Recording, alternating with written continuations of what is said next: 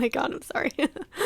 Hey freaks, it's JJ. Welcome to my channel. If you're new here, I am a metalhead as well as an author, and I talk about the story behind rock and metal concept albums. So today I'm very excited to bring you another Gloryhammer installment. This is part 2 of the so far trilogy of the Gloryhammer franchise. And thanks again to Pedro for suggesting this band to me. I'm really excited to dive into this concept today because I had so much fun researching it.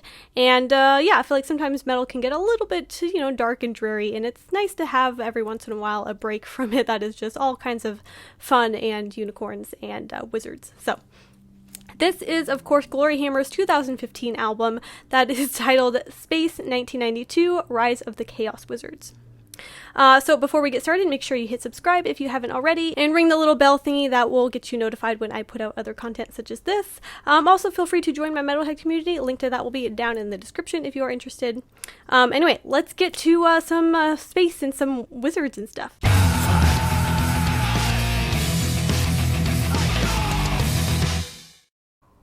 So if you've not already watched the concept album explained backstory for the Tales of the Kingdom of Fife, then I suggest you go do that now, otherwise you're going to be really lost in this story. I will link that up here if you haven't seen it. So our last album, The Tales of the Kingdom of Fife, took place in 992 AD, so it has now been 1,000 years since then. Of course, it is the year 1992. And of course we have space travel and stuff like that, which is hilarious because it's 2023 currently and we still don't even have flying cars. Anyway. We start off with track 1, Infernus ad Astra, which roughly translates to hell to the stars or to heaven. So like I said, it's been 1,000 years since the events of the last album, and Zargothrax is still trapped in this liquid ice prison thing. And although he's been moved from Earth to Triton, which is one of Neptune's moons. So it is here on Triton that he is frozen in the liquid ice, and he is continually guarded by the Knights of Krill. That takes us to track 2, Rise of the Chaos Wizards. This is probably my favorite track on the album. So we start off with a bang here. Anyway, so an order of Chaos Wizards arise to take over the Kingdom of Fife. And so now the Kingdom of Fife, if you might have remembered, just started off as like a regular small kingdom back on Earth in the first album, but is now expanded into the intergalactic space empire of Fife, after the commencement of interplanetary travel and colonization over the past 1,000 years. So these Chaos Wizards use their power to figure out where Zargothrax is hidden. And so the aim of these Chaos Wizards is to eliminate the intergalactic empire of Fife. And so to do this, they first need to unleash the arch enemy of the leader of the Galactic Empire. And of course, that enemy is Zargothrax. And so the Chaos Wizards fly to Triton, and they defeat the Knights of Krill and then awaken the Dark Sorcerer Zargothrax. That takes us to track number 3, Legend of the Astral Hammer. So here we meet our protagonist, Angus MacFife XIII. And so he is, of course, the descendant of the original Prince Angus MacFife. And so he rules the galaxy, and we find him here using the hammer that has been passed down to him over generations. And that, of course, is the Hammer of Glory, which has now been outfitted with all kinds of cool, like lasers and futuristic tech and stuff, and it is now known as the legendary Astral Hammer. So he uses this magical, futuristic hammer to just kind of plow his way through a bunch of goblins on Mars. He's, amid battle just wreaking havoc on these goblins when he is informed that his ancestor's ancient enemy has been released. So now he has to figure out what he's going to do about that. That then takes us to track number 4, Goblin King of the Darkstorm Galaxy. So this one is told from Zargothrax's perspective. So he is just now tasting freedom for the first time in 1,000 years. He's back, and he's even more evil than he was before. He basically aims to destroy all life in the universe, and to do this, he seeks out the Goblin King of the Darkstorm Galaxy. So this Goblin King holds this powerful crystal, and if this crystal is brought to this portal of hell, then it will unleash the power of an elder god called Corva Life.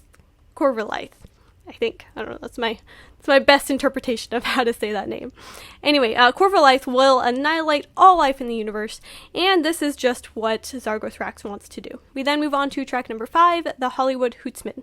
So here we meet the Hootsman, also known as the Barbarian Warrior of Unst. So if you remember me saying in the last album, when I was talking about this random mention of this character who was introduced a little bit late to the story, I was kind of wondering what he had to do with anything, and I assumed his significance would be explained in later installments of the story, which of course I was right because his significance is revealed here. So he was known as the Barbarian Warrior of Unst, and he fought beside the original Angus MacFife in the Battle of Dundee on Earth.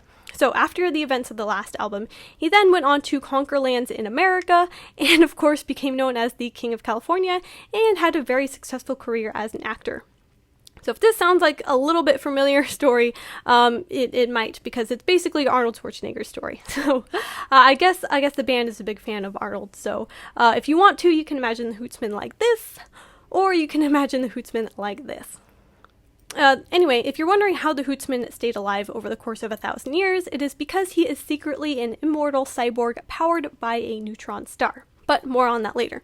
Anyway, now Angus MacFife XIII seeks out the Hootsman to help him bring down Zargothrax. And Angus MacFife's recruitment continues with track number 6, Victorious Eagle Warfare.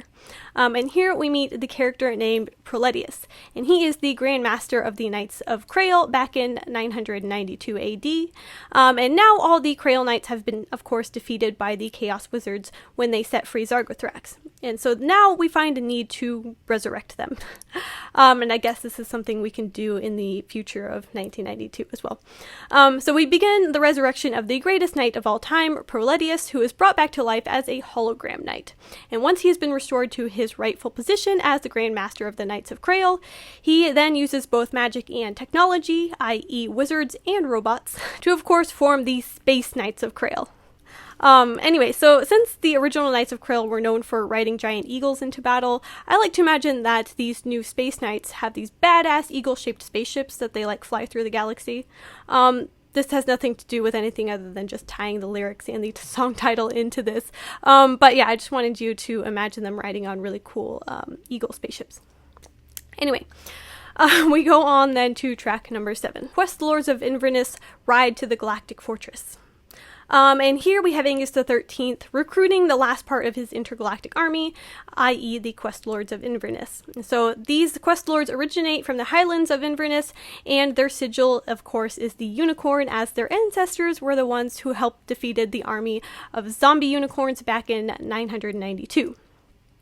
And so they are rallied together by the Hootsman, and they ride to the Galactic Fortress to try and stop Zargothrax before he can get to the portal, which is located beneath the Citadel of Dundee back on Old Earth.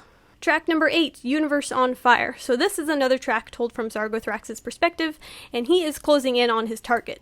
So the magic crystal given to him by the Goblin King leads him to where the 18th portal of hell is. And so he raises his own army made up of demons of Mars, and he traverses the galaxy fueled by hatred and the desire for ultimate power. Also, the influence of the corruptive power of the crystal infuses him with further determination to basically watch the world burn. So that's where he's at right now. We then go back to Angus MacFife in track number 9, Heroes of Dundee. So after hearing that Zargothrax has recruited the demon army of Mars, Angus XIII's troops are rallied into action. They meet in Mars's airspace, and Angus XIII rides into battle on his space dragon. That's right, you heard that correctly. He still has the dragon from the original Angus MacFife, only now this dragon's been enhanced with all kinds of technology and outfitted with armor and lasers and, all the cool cyborg tech. So anyway, Angus XIII rides in on his space dragon. Just make sure you get a cool mental image in your head, because I conjure a pretty cool mental image of this space dragon. Anyway, he rides his space dragon to lead his collected armies, all of which are descendants and or resurrected warriors from the original brave heroes of the Dundee from Earth in 992. And that takes us to track number 10, Apocalypse 1992. And here we have the climax of the story. And of course, we have the space battle that we've all been waiting for. So of course, an epic space battle ensues. The Space Knights of Krill attack first. There's laser fire coming from all directions. Spaceships kind of just rip through space, engaging in different dogfights against the demons of Mars. And things seem to be going their way until the Chaos Wizards begin to use their dark magic. It is then that the Knights are soon laid to waste by the Chaos Wizards. So then Angus sends in the dwarves to fight next. Not sure when he recruited the dwarves, because it was not mentioned, but apparently he recruited some dwarves. Anyway, these dwarves are from Aberdeen, and they put up a really valiant fight. However, the dwarves soon perish along with all of the Space Knights of Krill. So, meanwhile, while Angus is leading his army against the demons, he assumes that Zargothrax is somewhere there among them. However, what he doesn't know is that this demon army attack has served as an effective distraction, and Zargothrax has already snuck to Earth and has already begun the spell to unlock the portal to the 18th Hell Dimension to unleash the Elder God whose name I could not say correctly. We have to take a little aside here to remember a character from the previous album, and if you remember, we met a hermit who was living in the tunnels of Dundee, and he helped Prince Angus I sneak beneath the tunnels of Dundee. Well, my friends, he's still down there in the tunnels of Dundee, and I don't know what kind of ancient being he is, but clearly he's one of mystical powers since he's lived so long. Anyway, Relithor sees what Zargothrax is doing down in the tunnels of Dundee, and he goes to warn Angus the 13th, who is way over near Mars. And so, once Angus gets the message, it's nearly too late. The incantation is almost complete, and Corva Life is about to be unleashed, and the universe is about to be set on fire and destroyed. So once the Hootsman learns of this, he knows exactly what he needs to do. So if you remember, like I said, his core is made from the power of a neutron star, and the only hope for the universe lies in him. So what does he do? He flies down to Earth in a feat of self-sacrifice, and he detonates his neutron core as he crashes into Fife and destroys the entire planet of Earth. Earth implodes, killing everyone, and the destruction results in tearing a hole in the fabric of space and time. So Zargothrax then leaps into this interdimensional rift, and just before the wormhole closes, Angus McFife the 13th jumps in after him. Kind of lets us sit with the revelation of what's just happened and think about, what might take place next. So that's it. That's the end of the story for this album. Earth and all its inhabitants are dead, along with the Hootsman, supposedly, and a massive number of Angus' army of Dundee heroes, including Proletius and the Space Knights of Krill and the Dwarves of Aberdeen, are all dead. And of course, our fearless leader of the Intergalactic Empire, Fife, is lost to the wormhole. And of course, I will eventually do the third installment of this story. They have 3 albums so far, and I know they just replaced their lead singer, so there's probably more coming here in the near future. But I'll be doing that one sometime soonish. If you are really excited about learning what happens to Angus McFife and Zargothrax, then drop down in the comments and let me know you want me to do that album sooner rather than later. Also, drop down and let me know what you think of this concept down in the comments. I always love to hear your guys' opinions and thoughts. And thanks again to Pedro for suggesting this band to me. If you have other band suggestions and other concept albums you want me to cover, drop all of that down in the comments. Though it might take me a long time to get to them, I do write them down, and I have a very extensive list of concept albums to cover, which should keep me busy for the next few years. Anyway, thank you guys so much for watching. Make sure you hit subscribe and join my Metalhead community if you want to. Link will be down in the description. And that's all I got for today, so thanks for watching.